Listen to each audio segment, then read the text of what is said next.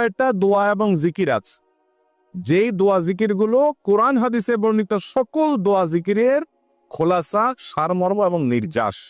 এই ছয়টাকে যদি কোনো মুসলমান নিয়মিত আঁকড়ে ধরে, তাহলে কোরআন এবং হাদিসে যত দোয়া এবং জিকির আছে কেমন যেন তার নির্যাসটা নিয়মিত সে আমল করুক। এই ছয়টা দোয়া এবং জিকিরের মধ্যে সর্বপ্রথম হলো নবী করিম সাল্লাল্লাহু আলাইহি সাল্লামের প্রতি দুরূদ প্রেরণ করা। নবীজি সাল্লাল্লাহু আলাইহি সাল্লামের প্রতি দুরূদ প্রেরণ করার আমল এরকম আমল, আপনি যদি সারা দিনে শুধুমাত্র নবীজির প্রতি দুরূদ প্রেরণ করার আমলটাই জিকির হিসাবে সবচেয়ে বেশি করেন, দোয়া হিসাবে যদি এটাই আপনি সারাদিন করতে থাকেন, তো আপনার জন্য যথেষ্ট হবে, আল্লাহর কাছে আর কিছু না চাইলেও চলবে। দুরূদ মানে হলো নবীজির জন্য দোয়া করা। ভাই, আল্লাহ তার হাবিবকে রহম করবেন, আপনার আমার দোয়ার দিকে আল্লাহর তাকানোর কোনো ঠেকা আছে? নবীজিকে আমাদের দোয়ার কোনো মুখাপেক্ষী? কিন্তু আমরা তার জন্য দোয়া করলে ওই চান্সে আল্লাহ তাআলা আমাদের প্রতি অনুগ্রহ করবেন। একবার না, আপনি নবীজির প্রতি একবার রহমতের দোয়া করবেন, একবার দরুদ পাঠ করবেন, মান সাল্লা আলাইহি মাররাতান সাল্লাল্লাহু আলাইহি আশরা। নবীজি সাল্লাল্লাহু আলাইহি সাল্লাম বলেছেন, একবার আমার জন্য তোমরা দোয়া করলে, আমার প্রতি দরুদ পাঠ করলে, আল্লাহ তাআলা তোমাদের জীবনে 10 বার 10 জায়গায় 10 টাইমস তোমাদের উপর আল্লাহ তাআলা অনুগ্রহ করবে। আপনি টেরও পাবেন না কত জায়গায় আল্লাহ অনুগ্রহ করেছেন। আল্লাহ বাঁচাই দিয়েছেন, একটুর জন্য শেষ হয়ে যান নাই, হুজুর দুরূদ পড়ছে, আল্লাহ তাআলা রক্ষা করছে, আপনি খবরও নাই। আল্লাহ তাআলা আপনার প্রতি বিশাল একটা দান করছে, আপনি লক্ষ্য করেন নাই। ওই যে দুরূদ পড়ছেন একবার, 10 বার রহমত হবে। এভাবে যত দুরূদ করবে সে তত রহমতে অনুগ্রহ পাবে। ভাইরা আমার, দুরূদের আমল এমন একটা আমল যে আপনার জীবনে কোনো বিপদ, কোনো মুসিবত, কোনো পেরেশানি, কোনো সমস্যা দেখা দিয়েছে, আপনি যদি দুরূদ পড়তে থাকে, কোনো কিছু মনে আসছে না, অনেক সময় ছাত্র জিজ্ঞেস করে, ভাই পরীক্ষার হলে পড়া বলে এসে কি করবো, ওকে দুরূদ পড়া শুরু করে।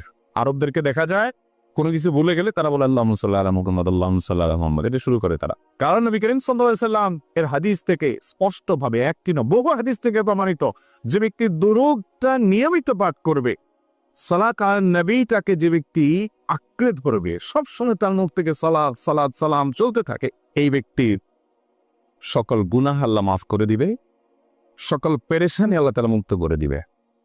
ভাইরা আমার, দুরূদের আমলটা এত গুরুত্বপূর্ণ আমল, এটা আমরা করি এখন। অনেকে আছেন যে আনুষ্ঠানিকতা যখন থাকে দুরুদে মিলাদের, তখন একটু সালাত আলা নবী যেভাবেই করেন। আর বাকি অনেকে আছেন যেগুলো করারও কোনো খোঁজ খবর নাই। দুরুদ বেশি বেশি করে পাঠ করবো তো ইনশাআল্লাহ। সবচেয়ে শ্রেষ্ঠ দুরুদ, সবচেয়ে উত্তম দুরুদ হলো দুরুদ ইব্রাহিম, যেটা নামাজে পড়েন। আর সবচেয়ে সংক্ষিপ্ত দুরুদ হলো সাল্লাল্লাহু আলাইহি ওয়াসাল্লাম।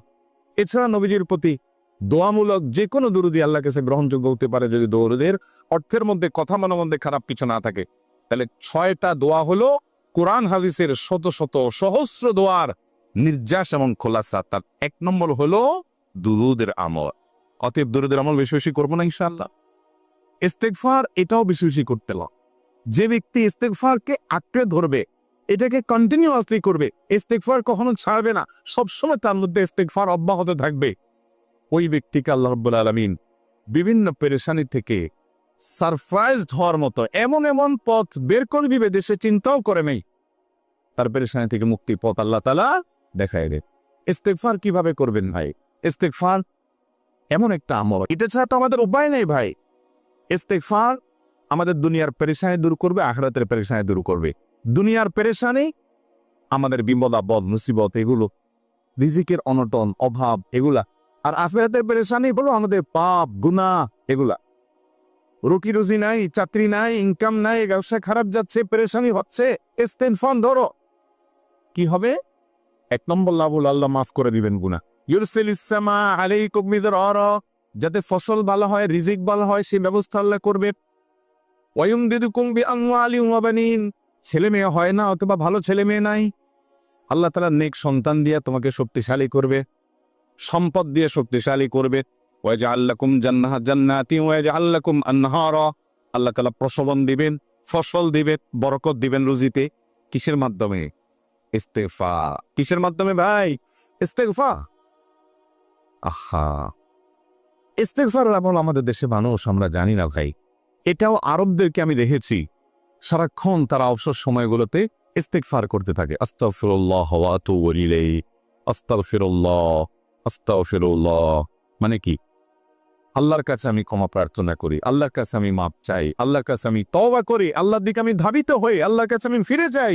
নিরিবিলি আসেন, একাকী আসেন, ইস্তিগফার চালায় দেন। 10 সেকেন্ড টাইম পাইছেন, ইস্তিগফার শুরু করে দেন। ডাক্তারের কাছে গেছেন, ওয়েটিং এ আছেন, বসে আছেন, ইস্তিগফার পড়তে থাকেন। সিরিয়াল আছেন কোনো কাজে, ইস্তিগফার পড়তে থাকেন। ডিউটিতে যাচ্ছেন, গাড়িতে, বাইসাইকেলে, বাইকে, যে কোনো ভাবে পায়ে হেঁটে ইস্তিগফার করতে থাকে। যে কোনো অবসরের সময়গুলোকে ইস্তিগফার দিয়ে পরিপূর্ণ করে দেন। ভাই আমার, ইস্তিগফার সকল সমস্যার সমাধান। ইস্তিগফারের ভিতরে সবচেয়ে শ্রেষ্ঠ ইস্তিগফার হলো সাইয়্যিদুল ইস্তিগফার। সাইয়্যিদুল ইস্তিগফারটা যদি মুখস্থ না পারেন, অন্তত লিখিত ভার্সনটা পড়েন। সাইয়্যিদুল ইস্তিগফারের যে অর্থ, এটার যে মর্ম, বড় হৃদয়গ্রাহী ভাই, বড় মর্মস্পর্শী। ইমানদার এটার অর্থের দিকে তাকায় যদি পড়ে, তো তার অন্তর নাই বলে পারে না। ভাইরা আমার, অর্থের দিকে লক্ষ্য করে করে মর্মটা বুঝে বুঝে একটু সাইয়্যিদুল ইস্তিগফার পড়েন। লেখা দেখে দেখে পড়েন, ইউটিউব থেকে দেখে দেখে পড়েন, কিন্তু পড়েন। এত বড় ইস্তিগফার পড়তে পারেন না, কোনো পেরেশানি নেই, কোনো অসুবিধা নেই। সবচেয়ে ছোট ইস্তিগফার হলো আস্তাগফিরুল্লাহ। আল্লাহ, আপনার কাছে ক্ষমা চাই, কত ভুল হয়ে যায়, কত অন্যায় হয়ে যায়। ভাইরা আমার, এটা হলো রিমুভার। ভুল করে কিছু লিখছেন, রিমুভ করে ফেলছেন, শেষ হয়ে গেছে। আপনি ঘন ঘন ইস্তিগফার পড়তে থাকে, অগণিত ভুল হয়, অগণিত ত্রুটি হয়, বারবার ইস্তিগফার এগুলো সবগুলোকে শেষ করে দেয়। ভাইরা আমার, নিরাপত্তা এনে দেয়। আল্লাহ কোরআনে কারিমে বলেছেন যে আপনার রব আপনার কওমের প্রতি আযাব নাজিল করবেন না যদি আপনি থাকেন। আর যদি তারা ইস্তিগফারে রত রাখে, তাহলে গণ আযাব আল্লাহর পক্ষ থেকে আসবে। আরেকটা ইস্তিগফার হাদিসে বর্ণিত, আস্তাগফিরুল্লাহাল্লাযী লা ইলাহা ইল্লা হুয়াল হাইয়ুল কাইয়্যুম ওয়া আতুবু ইলাইহি ওয়া লা হাওলা ওয়া লা কুওয়াতা ইল্লা বিল্লাহ। এটাও ইস্তিগফার। তাহলে একটা বড় ইস্তিগফার, একটা মিডিয়াম, একটা ছোট, যার যেটা সুবিধা হয় এটা পড়েন। বড়টা হলো সাইয়্যিদুল ইস্তিগফার, সবচেয়ে শ্রেষ্ঠ ইস্তিগফার, যেটা হাদিসে বর্ণিত হয়েছে। সাইয়্যিদুল ইস্তিগফার নবীজি সকাল সন্ধ্যা পাঠ করতে, বিভিন্ন সময় পাঠ করতেন, রাতে পাঠ করার কথা বলতে। সাইয়্যিদুল ইস্তিগফার পাঠ করলে আল্লাহ রাব্বুল আলামিন ওই দিনে, ওই রাতে, ওই ব্যক্তি মারা গেলে তার সব গুনাহ খাতা মাফ করে তাকে জান্নাত দিবেন ইনশাআল্লাহ। অতএব ভাইরা আমার, ইস্তিগফার বেশি বেশি করতে হবে, চেষ্টা করুন ইনশাআল্লাহ ইস্তিগফার করা। নাম্বার 3, এটা আমাদের বেশিরভাগ মানুষ জীবনে হয়তো শুনেনও নাই। অনেকে হয়তো শুনছেন, আমল করা হয় না। খুব সীমিত সংখ্যক আল্লাহর বান্দার আমলের তৌফিক হয়। সেটা বলল ইয়া দাল জালালি ওয়াল ইকরাম। এটা একটা জিকির, আল্লাহ তাআলাকে ডাকা, আহ্বান করা, এটাই জিকির। ইয়া দাল জালালি ওয়াল ইকরাম। নবী করিম সাল্লাল্লাহু আলাইহি সাল্লাম বলেছে, আলিজু বিয়া দাল জালালি ওয়াল ইকরাম।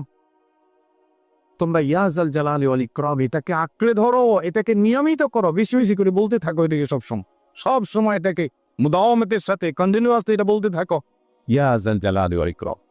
অনেক উলামায়ে কেরাম, মুহাদ্দিসিনে কেরাম ইয়াজাল জালালি ওয়াল ইকরাম কেন নবীজি এত বেশি বলতে বলেছে, এটার মাধ্যমে আমাদের লাভটা কি, এর ব্যাখ্যা করতে গিয়ে বলেছেন ইয়াদাল জালাল মানে হলো হে মহান মহান বড়ত্বের অধিকারী, হে জালালের অধিকারী, হে জালাল।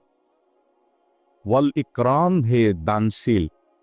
তাহলে প্রথম বাক্যে আল্লাহর বড়ত্বের কথা স্বীকৃতি দিয়ে প্রশংসা করা হয়, আর দ্বিতীয় বাক্যে হে দানশীল বলে আল্লাহ তাআলার কাছ থেকে চাওয়া হয় যে আপনি যদি দানশীল এবং আপনি যদি মহান, অতএব আপনি আমাকে দান করেন। এটা ডাকলেই, আল্লাহকে এই বলে ডাকলেই চাওয়া হয়ে যায়। এই জন্য বেশি বেশি করে ইয়াজাল জালালি ওয়াল ইকরাম করতে হবে। অনেকে হয়তো নতুন শুনেছেন, আজকে থেকে শুরু করে দিবেন ইয়াজাল জালালি, সকাল বিকাল। মনে থাকে না তো লিখে লিখে ওয়ালে টাঙায় দেন। বাসা বাড়িতে এমন জায়গায় লিখে রাখেন তাকাইলে নজরে পড়ে, কারণ মোবাইলে আমাদেরকে সবকিছু ভুলাই দেয়, দুনিয়ার ব্যস্ততা সব ভুলাই দেয়। এই জন্য বিশেষ ইয়াজাল জালালি ওয়াল ইকরাম। তো 4 নম্বর যে দোয়া এবং জিকির করতে নবী করিম সাল্লাল্লাহু আলাইহি সাল্লাম সব সময় আমাদেরকে উৎসাহ দিয়েছে, অনুপ্রেরণা দিয়েছে।